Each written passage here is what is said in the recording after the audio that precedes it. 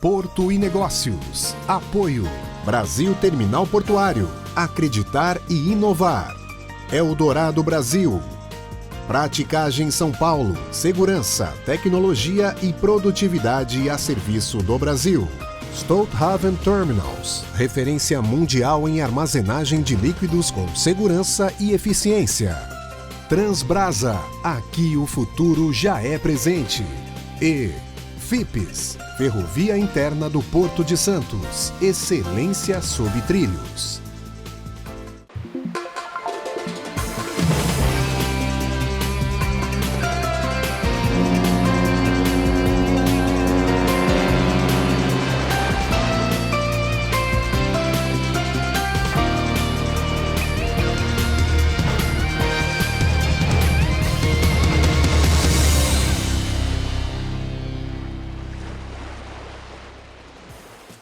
Boa noite, sejam bem-vindos a mais um Porto Negócios e hoje estou com o Marcelo de Gregório, diretor da Super Terminais, terminal de containers na Zona Franca de Manaus, e Leandro Barreto, sócio da Solvay, consultoria especializada em shipping e em transporte marítimo.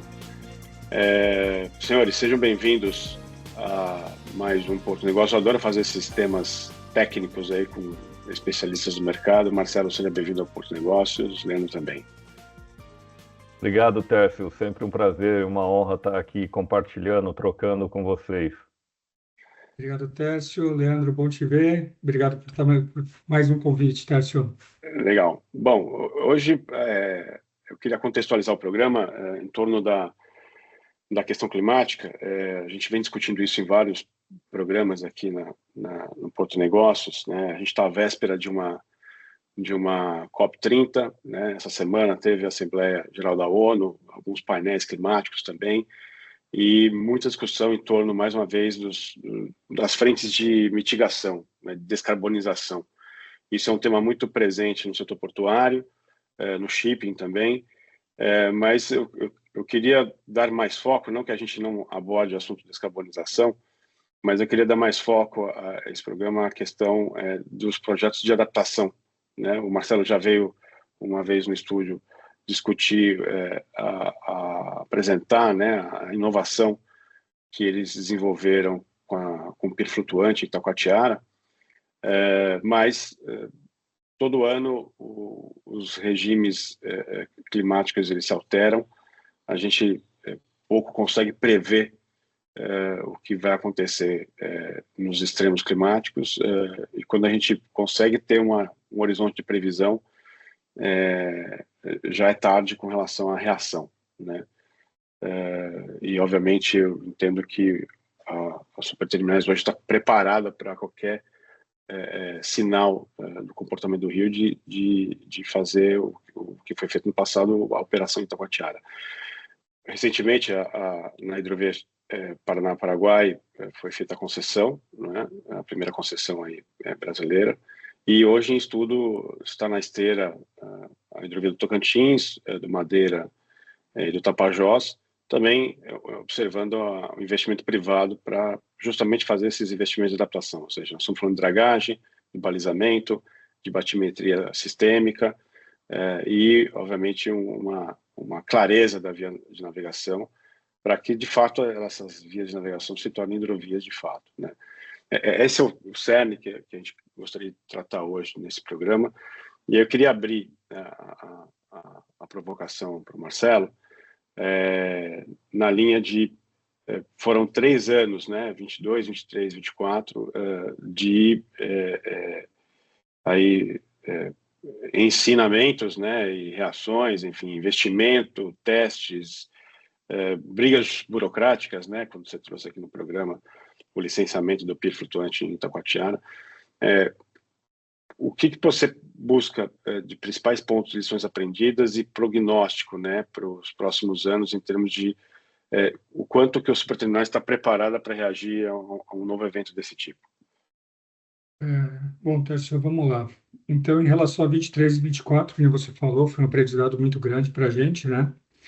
Em 2023, nós tivemos 45 dias sem navegação para Manaus, mais de 30 dias sem receber um container. Houve um efeito cascata de colapso de portos, né? Então, começou com Vila do Conde, depois foi para Suape, depois foi para Pecém, para Suape, para Salvador e foi parar até em Santos, containers que eram destinados a Manaus, né? Fora os navios que voltaram ao Panamá, que voltaram cheios.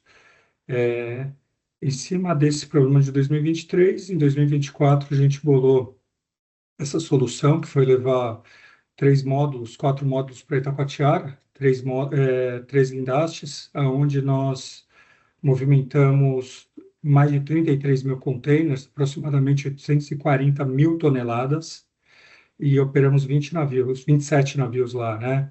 Então foi uma operação complexa, uma operação de guerra, nesse pier que ficou em Itacoatiara de setembro a dezembro, foram 140 pessoas que a gente transferiu para Itacoatiara. Então, a gente movimentou não só a economia do Amazonas, né, mas também da cidade.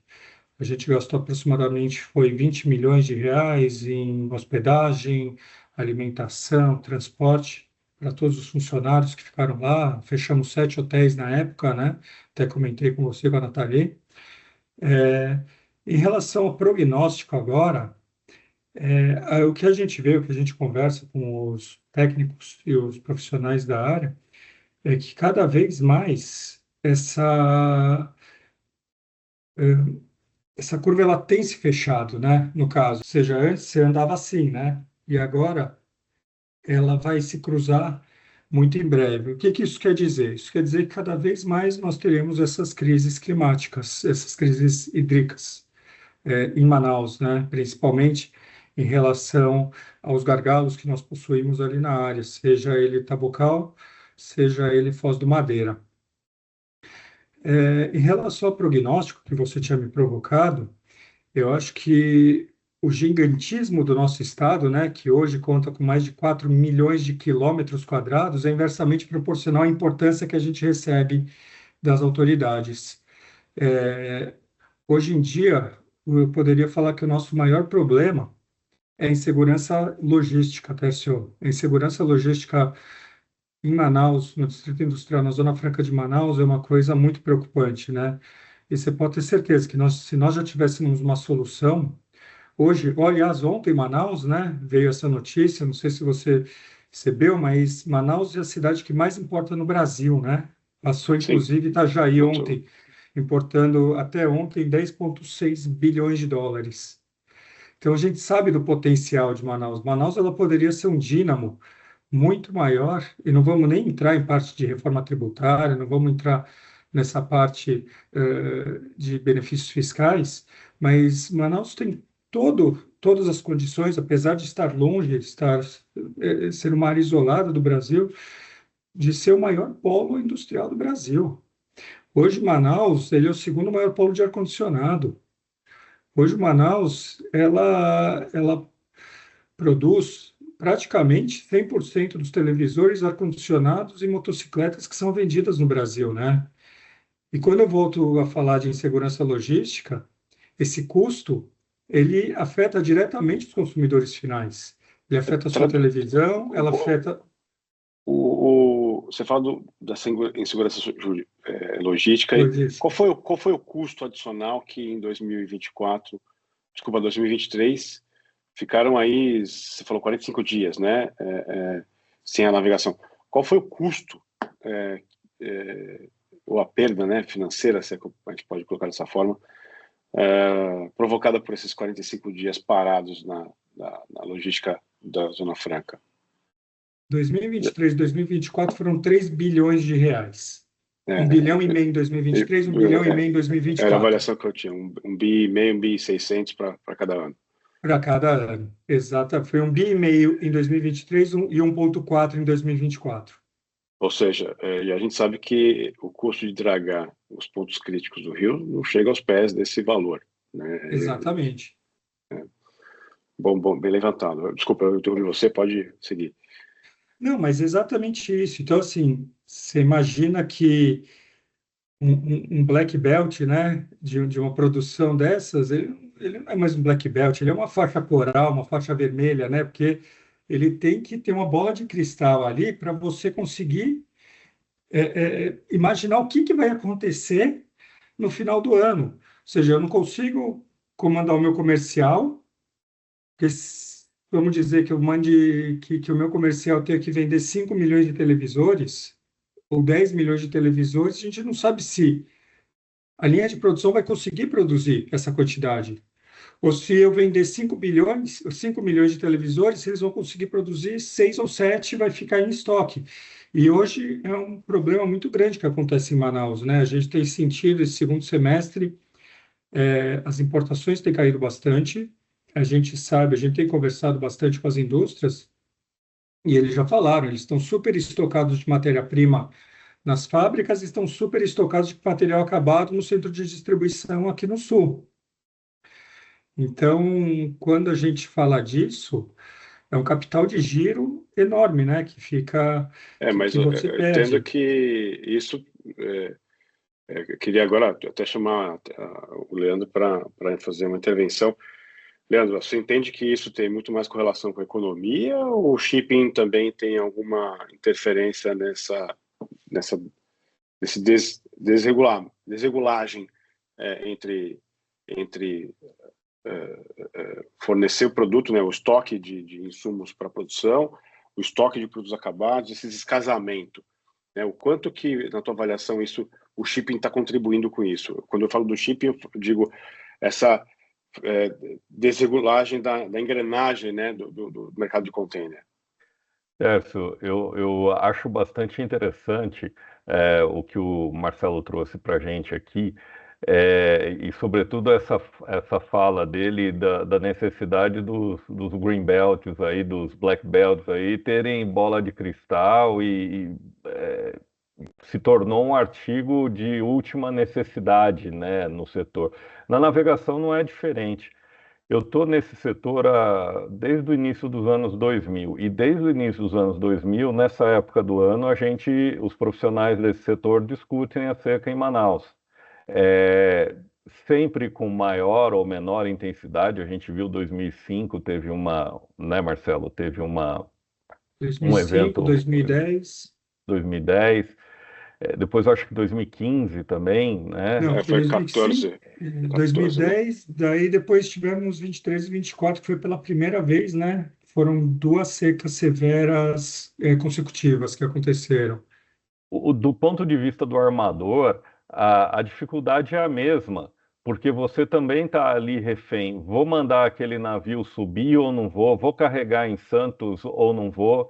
Né? Vou abrir booking ou não vou? Porque eu não sei a velocidade de queda e tampouco a velocidade de retomada do rio, né? Então, para o armador, também é um grande desafio, né, esse período, e também gera custos milionários ou bilionários, né? Perceba que vamos fazer uma conta aqui, por favor, me interrompam se ela estiver difícil de entender, mas um navio médio aí em Manaus de 3.400 teus, vamos dizer assim, esse navio ele tem 3.400 teus de capacidade se todos os containers que ele transporta pesarem em torno de 10 toneladas. Ou seja, ele transporta 3.400 containers ou 34 mil toneladas, o que bater primeiro, né? Bom, já para entrar ali, né, na foz do Rio Amazonas, né, na Barra Norte, ele já está limitado esse navio precisa de 12,5 metros de calado, ali a gente só tem 11,5 metros. Então, ele já largou 2.000 toneladas para trás, né? A hora que a gente vê ali, né, o pico da seca, né, eu me lembro de estar lá na Hamburg Süd, na Aliança, e, e o pessoal falando, olha, a hélice do navio está para fora da água, né? se você está para fora da água, você está com 7 metros de calado num navio que precisa de 12. Ou seja, você largou pelo menos 40% da sua capacidade para trás. É um custo fantástico isso, e não só sobre o ponto de vista do custo, né? Se você diminui a sua capacidade em 40%, como é que você escolhe qual cliente vai embarcar ou não?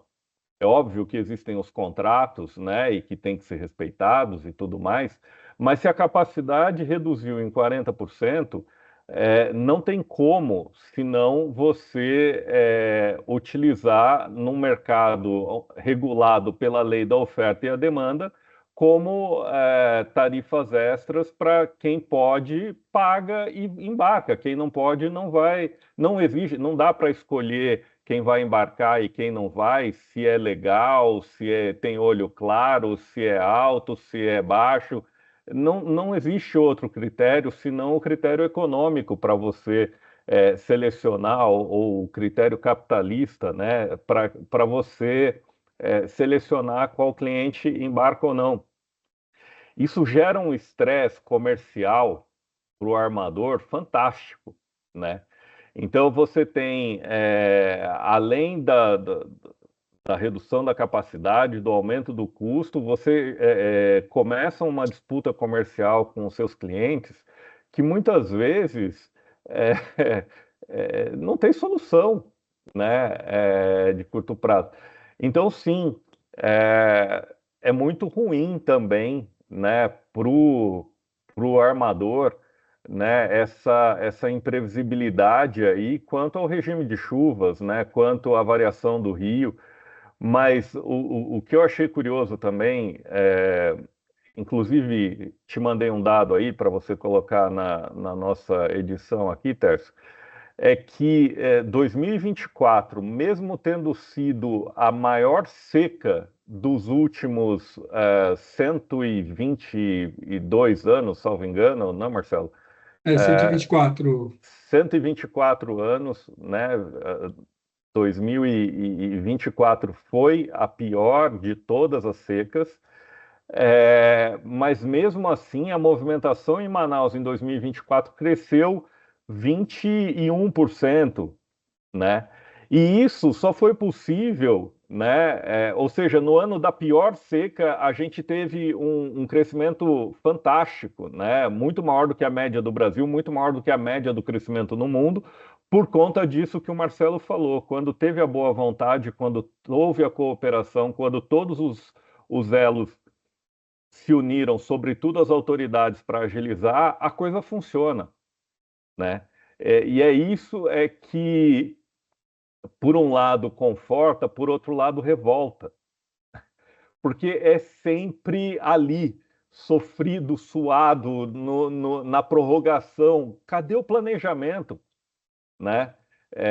Isso é o que mais me revolta, né? Com o jeitinho brasileiro de largar tudo para a última hora, e daí a gente tem essas ineficiências, esses custos, né, gerados, esses desgastes comerciais gerados, e tudo isso que poderia ter sido evitado se houvesse coordenação, se houvesse união entre todos os envolvidos, né? Bem colocado, Leandro. Por isso que nós estamos discutindo agora esse assunto aqui, Não, eu concordo. setembro, que já é o começo do sinal da estiagem. Eu concordo, viu, Sérgio? Só querendo fazer uma parte aqui, não tiro uma vírgula do que o Leandro falou, muito bem colocado tudo, e principalmente essa parte dos armadores, que eles têm que colocar o Low Water Surcharge, né, o LWS, ou a famosa taxa de rio seco, que arrepia todas as indústrias, que podem variar de $1.000 até a $5.000, como aconteceu ano passado, né? Só que você pegar, Tércio, isso daí é complicado, porque você pega, uma vez que um navio para sair da China para chegar em Manaus, são 45 dias, um container, tá? Não um navio, um container. Se você, claro, for através do Canal do Panamá, é mais rápido, mas se você vier por baixo, pelo Cabo da Boa Esperança, e chegar em Santos, ou fazer, para subir como feeder os navios de cabotagem, né? Seja em Santos, seja em Paranaguá, seja em Pecém, você vai demorar 45 dias para um container, de 45 a 60 dias para um container chegar em Manaus. Então, você tem que prever qual será, quanto o seu navio vai conseguir passar pela Foz do Madeira, pelo Tabocal, daqui a 60 dias. É exatamente isso que o Leandro falou, e agora isso daí foi para o CAD, isso está na ANTAC, para todos os armadores, conversando com as federações de indústria, de comércio, com o centro de indústria, centro dos lojistas, o que eu falo para eles é o seguinte, em vez de vocês se juntarem para irem contra os armadores, contra a taxa de Rio Seco, vamos se juntar, unir nossas forças para exatamente trazer uma solução, entendeu, para esse nosso problema. Hoje, eu posso dizer o seguinte, nós temos dados, só que nós temos dados isolados, Tércio. E quando eu falo dos dados isolados, é o seguinte, nós temos Serviço Geológico do Brasil, nós temos CHN9, que é o Centro Hidrológico de Navegação da Marinha, do Dono do Distrito Naval, nós temos o EA, nós temos o FAM, ou seja, só que cada um, eles fazem os seus dados e eles não compilam esses dados, né? E esse é o ponto. Então, nós já temos, e tem uma tríade que a gente tem que fazer, né? Ou seja, são 3 pilares, que é o hidrológico, o climatológico e o geológico. Hoje nós possuímos hidrológico e climatológico. O geológico, a gente ainda está muito aquém em relação às pesquisas, tá? Então, sem o geológico, sem a morfologia dos rios, do leito dos rios, a gente não vai conseguir saber qual que é a melhor solução. E voltamos às adaptações, voltamos ao paliativo, que nem aconteceu. A dragagem, na minha opinião, é uma adaptação. É um paliativo. Até porque a gente sabe que eu tive sexta-feira um painel que foi muito interessante, que talvez tenha gente que a dragagem eles acham que é fazer uma estrada, um canal, né? E já abrir tudo. Não, muito pelo contrário. A dragagem ela funciona para corrigir os pequenos percalços. Sim, pontos altos. Se você imaginar o leito do rio como uma estrada, você vai ter buracos e você vai ter lombadas. Então, a dragagem serve exatamente para isso, para deixar a estrada lisa, né? E tem áreas que têm umas lombadas maiores, né, com assoreamentos, e tem uns declives maiores. Então, assim, aqui fica, até para vocês dois, e eu quero a opinião de vocês, né, fica uma provocação que é: será que a melhor solução é a dragagem mesmo? Ou vamos pegar uma coisa definitiva e com perenidade, talvez como uma barragem, talvez como uma inclusa? Talvez isso possa ser uma das soluções, né? Mas fica a provocação para a dupla. Essa é uma boa provocação, mas eu vou deixar para a gente responder essa provocação no próximo bloco. E a gente vai fazer uma rápida pausa e volta daqui a pouco com mais Porto Negócios.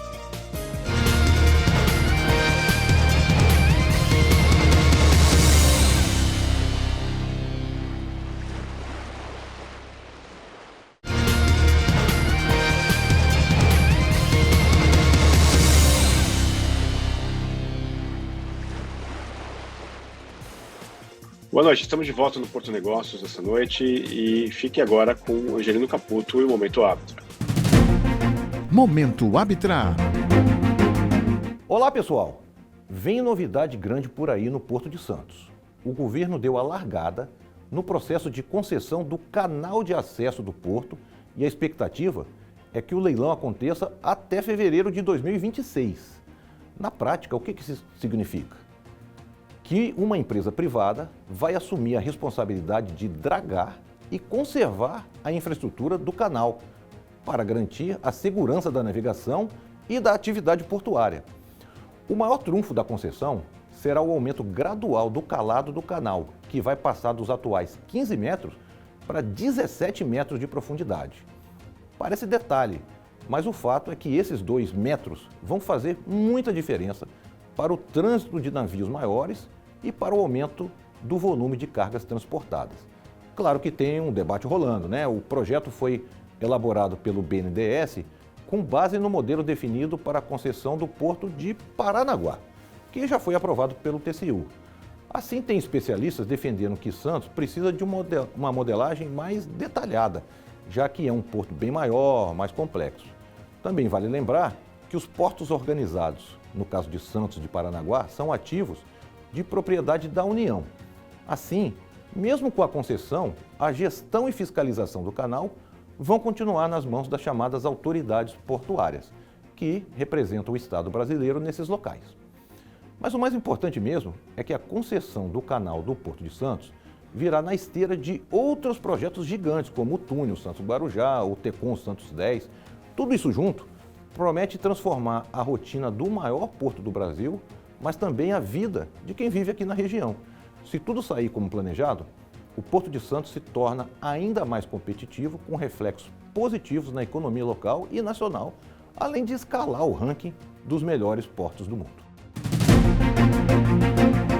Momento Arbitrar. Obrigado, Caputo. Volto aqui da nossa conversa hídrica com Marcelo de Gregório, diretor da Superterminais, e Leandro Barreto, sócio da Solve.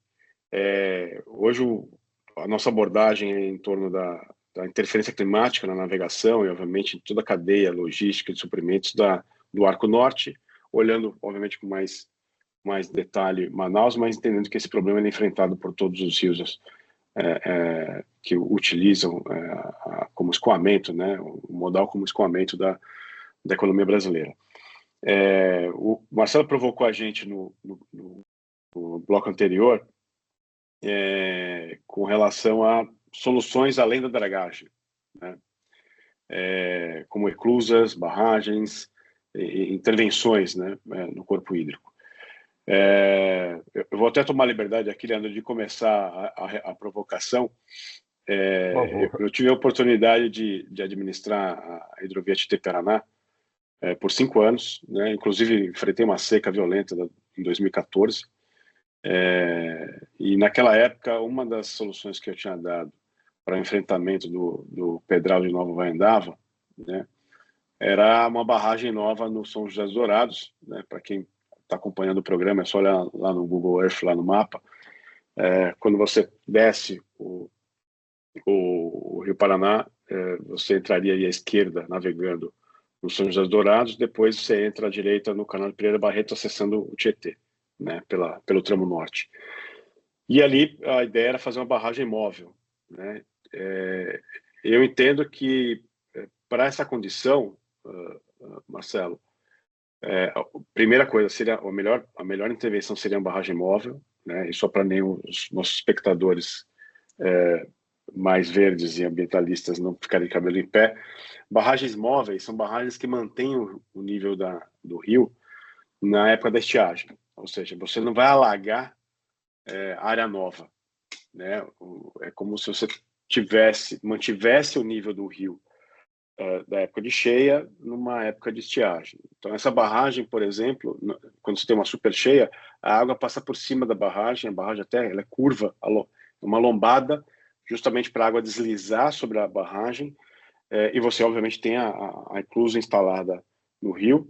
Quando você está com o nível da água pleno para navegação, as comportas ficam totalmente abertas de forma perene, né? Você só utilizaria essa infraestrutura numa situação de estresse hídrico.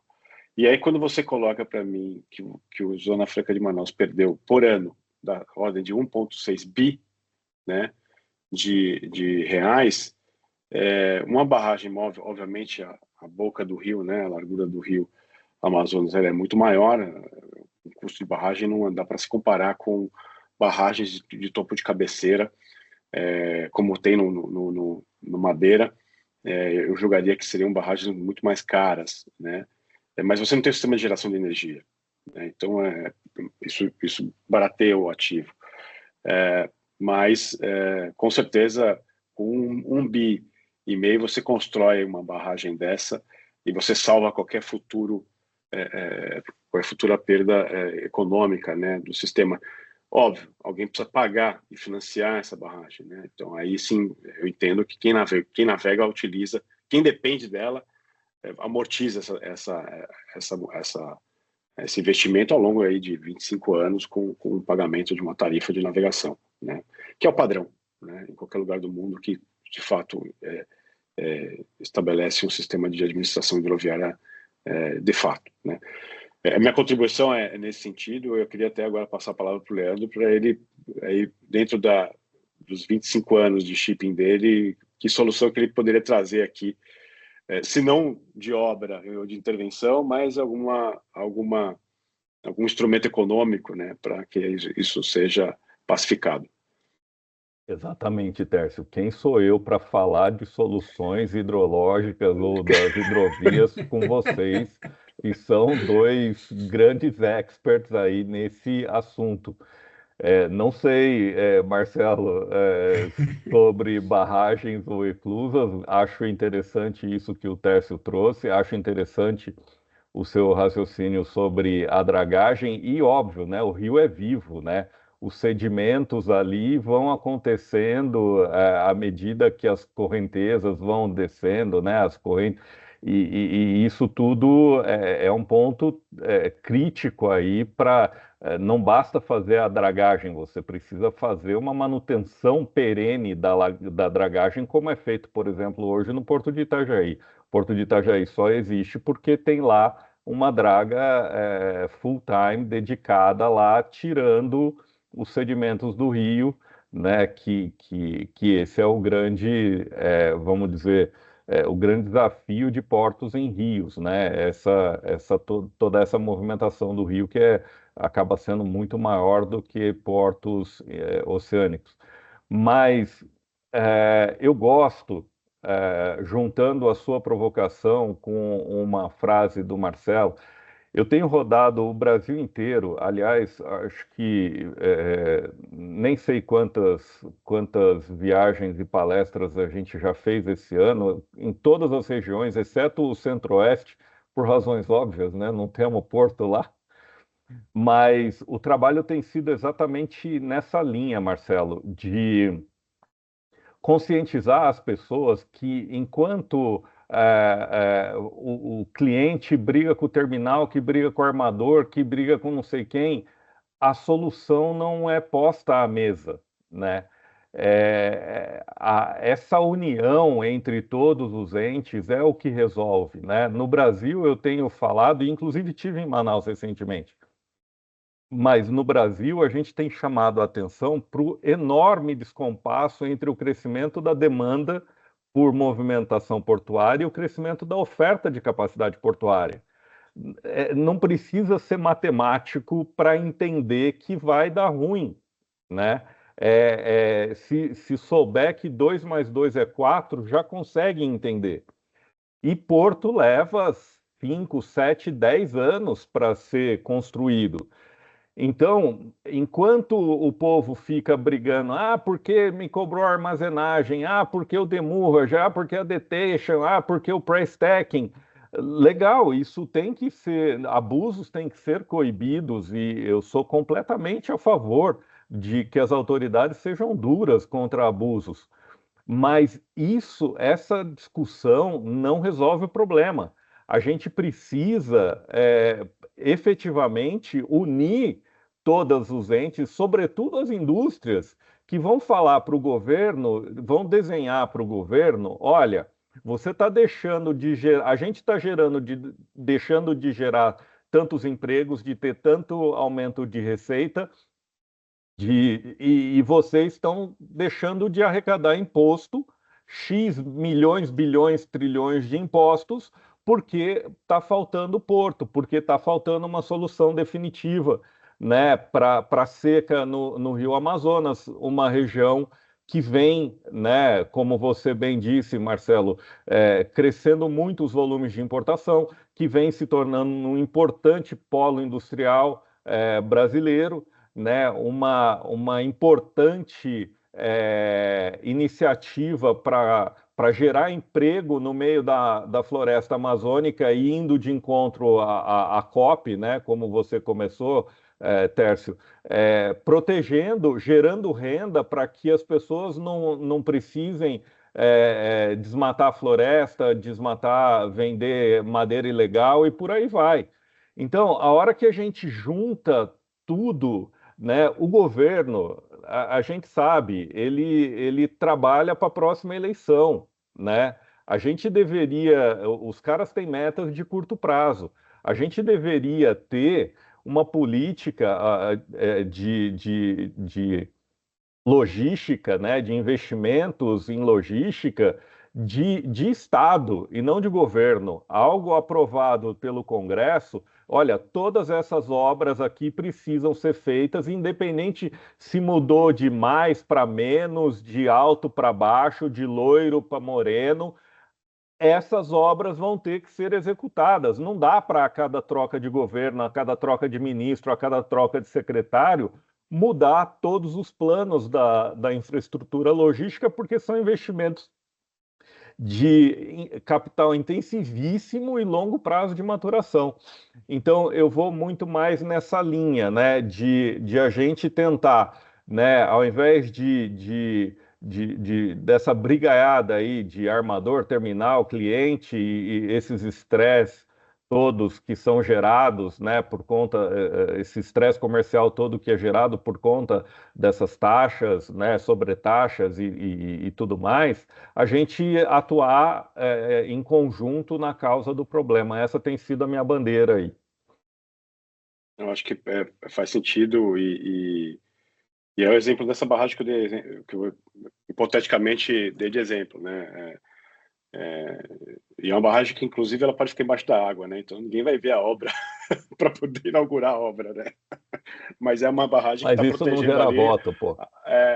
E é uma barragem que vai, de fato, proteger aí, protege uma indústria inteira, né? Uma região inteira, como o Marcelo colocou, né? Eu queria começar a caminhar para o final do programa e questionar aqui o Marcelo. Bom, obviamente vocês estão monitorando, né, por meio das tábuas, né, de nível das hidrovias e dos rios, corrigindo do sistema hídrico de monitoramento. Mas hoje a Superterminal está preparada para mobilizar uma operação em Itacoatiara em quantos dias? Tércio, hoje em uma semana a gente consegue mobilizar, tá? Porque, na verdade, assim, o que mais demora, para quem não conhece superterminais, né? Nós temos um pier flutuante.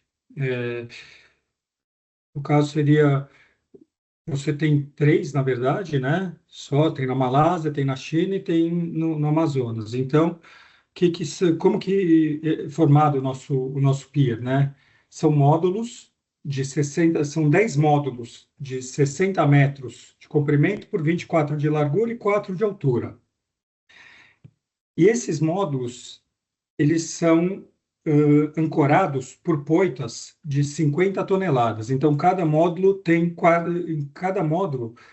desses tem 4 poitas de 50 toneladas. Então, hoje nós contamos com 40 poitas com 2.000 toneladas, né? Segurando toda essa estrutura que são o pier, mais os guindastes, onde os containers são descarregados. Então, depois dessa breve explicação, a parte que mais demora seria a parte das amarras, né? Então, são desamarrar o pier, colocar essas amarras presas numa boia e levar, porque para levar o nosso pier para a nossa estrutura para Itacoatiara, são 12 horas para descer o rio, né? E daí são aproximadamente 5 dias para a gente, são 4 dias para a gente tirar, 12 horas para a gente levar e 3 dias para a gente montar lá. Mas o ponto, novamente, né? Todo ano eles perguntam para os 2 terminais quando que a gente vai levar para Itacoatiara, como se a gente fosse o Salvador da Lavoura, né? E é isso que a gente fala, assim, os portos estão em Manaus para atender Manaus, entendeu? Nós estamos lá, nós estamos investindo nesse próximo biênio 25-26, a gente vai investir aproximadamente 500 milhões de reais em equipamentos, em obras, em novas áreas também, que a gente acredita, já nos preparando para os próximos 50 anos da Zona Franca de Manaus, mas eu acho que a gente não tem que levar essa carga toda, entendeu? Porque nós somos o fim, ou seja, o seu container vai ser carregado em Xangai, em Busan, em Ningbo, e vai vir para Manaus e vai ser descarregado aqui numa velocidade boa. O meio que a gente não pode operar na ponta e no meio ao mesmo tempo, entendeu? É a mesma coisa que bater o escanteio e cabecear, né? Você não vai conseguir ofertar um bom serviço fazendo isso. Então, essa é a minha colocação, mas já que a sua pergunta era essa, então, respondendo uma semana, mas eu quis deixar isso bem colocado, porque isso não é papel dos portos. A gente fazer essa adaptação, claro que é importante, a gente impediu, o ano passado, as demissões em Manaus, né, que foram aproximadamente quase 10 mil funcionários em 2023, né? As férias coletivas, as paradas de linha, inclusive o fornecimento dos bens de consumo, né, os fornecimentos dos produtos acabados, de televisores, ar-condicionados e motocicletas aqui para o sul do país, principalmente, que foi muito afetado na Black Friday e no Natal, né? Sim. Bom, Leandro, eu acho que eu quero franquear a palavra para você, fazer umas considerações do lado do shipping. Como é que, na sua apuração no setor, os armadores hoje estão enxergando aí se comportar, né? Qual é a reação, né? Do mesmo jeito que eu perguntei para o Marcelo, qual é a reação instantânea qual o tempo de resposta que a Superterminais pode dar ao mercado, qual é o tempo de resposta, que tipo de resposta você entende que o chip pode dar aí para finalizar o nosso programa? Tércio, eu entendo que o armador, toda vez que ele passa, né, com o navio pelo rio, ele vai fazendo as medições dele, né? E ele vai entendendo à medida que ele vai fazendo as suas próprias batimetrias e entendendo, né, se o rio está ficando mais perigoso de um navio encalhar. Imagina, né, encalhar um navio aí no meio do rio Amazonas agora, né, aí sim, né, o rio já restrito, se tiver um navio encalhado, daí que não sobe, não desce carga mesmo. Então o armador vai fazendo isso, e à medida que ele vai fazendo isso, ele vai limitando, né, a quantidade de carga que ele é capaz. E à medida que ele vai limitando a capacidade que ele é capaz de transportar, essas taxas que o Marcelo bem disse, né, do Low Water Surcharge, isso vai ter que subir proporcionalmente. E é importante que as pessoas entendam, né, que isso não é má fé, né? Isso é matemático, né? Cada metro de limitação de calado são 150, 200 containers deixados para trás, né? Ou seja, cada metro de limitação de calado é quase cerca de 7, 8% da capacidade real do navio a 16 toneladas por teu, né? Então, enquanto a gente não desmistificar esse negócio que é sacanagem, que é má fé, que é oportunismo, coisa o diálogo não, né? A discussão vai para um caminho errado que não resolve o problema. No final, esses 150, 200 containers se perde, alguém precisa pagar essa conta que deixou de entrar no custo operacional do navio, né? Porque não é só a receita que você perde. Você tem que pagar mais para a praticagem, você tem que pagar mais para o rebocador, né? Porque tudo fica mais caro. O navio tem que operar mais devagar, então você precisa de mais navios no sistema, mais gordura no sistema, né? Então tudo isso é custo operacional. Enquanto as pessoas não enxergarem isso, a gente não vai estar resolvendo efetivamente o problema. É preciso que todos entendam a dimensão dessa conta e que façam um debate sério, né, sobre como ratear essa conta, né, e pensar, né, enquanto a gente pensa e trabalha nas soluções de longo prazo, seja ela a dragagem, ou seja ela a barragem com eclusas, ou o que quer que seja, né? Bom, eu acho que demos um recado aqui. Eu quero agradecer o tempo do você, Leandro, o tempo seu, Marcelo, e convido vocês para uma próxima aí, talvez no final da temporada da seca, e fazer um balanço aí de como que o mercado reagiu às questões climáticas. Senhores, obrigado e espero vocês a próxima vez aqui no Porto Negócios. Como sempre, um prazer, Tércio, prazerzão, Marcelo. Espero que realmente esse ano seja ainda melhor do que o ano passado em termos de cadência aí das cargas, chegando e saindo de Manaus. Obrigado, Leandro. Obrigado, Tércio, pela oportunidade. Estamos sempre à disposição. E, de novo, né? As estiagens de Manaus são que nem Natal, né? Você pode esperar todo ano. Se eu espero que a estiagem ela consiga limitar um pouco menos o navio, acho que entre 10% e 20%, que nós não cheguemos a 30%, 40%, né? Mas obrigado, fico à disposição. E, Leandro, sempre um prazer estar contigo. Obrigado, pessoal. Agradeço mais uma audiência do Porto Negócios e espero vocês na próxima quinta-feira, no mesmo horário aqui no Porto Negócios.